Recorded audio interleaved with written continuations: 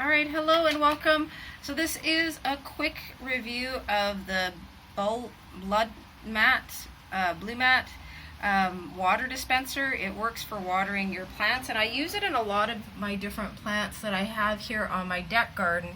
And today what I'm going to do, this is a tomato plant that has finished doing its fruit, so I'm taking it down, and what I'm going to do is I'm going to take this thing out, because I always wondered how these Blumat things worked, right? And as you can see, I've got the root ball here from this plant. I didn't have it in the biggest planter, so this size, which is, you know, pretty much fits in the size of my hand, was really good for this. I actually had two of them in here, and what I'm going to do, because you are probably an investigator like me, you see that this is the root ball, but what is it like when you cut one of these things open? They say in all of the different reviews that the roots from the plant will actually grow around the ceramic part of the bottom lumen, right? And so I wanted to take a look, and as you can see, it's really cool. As you can see, you've got like this mash of roots, right? Here are roots generally as they grow, and here's all of the roots that have just adhered themselves to where the Blumat was.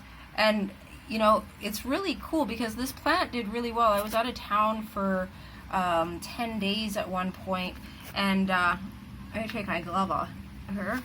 I was out of town for 10 days, and you know, as you can see, the roots are just very, very thick here, and this plant stayed fed, right? Yeah, when I got home, I was like, I want to water you, but as you can see, like all of the roots here are just very tight around that ceramic spot. I had some bigger plants, like this is another tomato plant that I had, and as you can see, I had a total of, I believe, 3 in this plant, and yeah, I had 3 over here, right? And I really like them because they support the tree.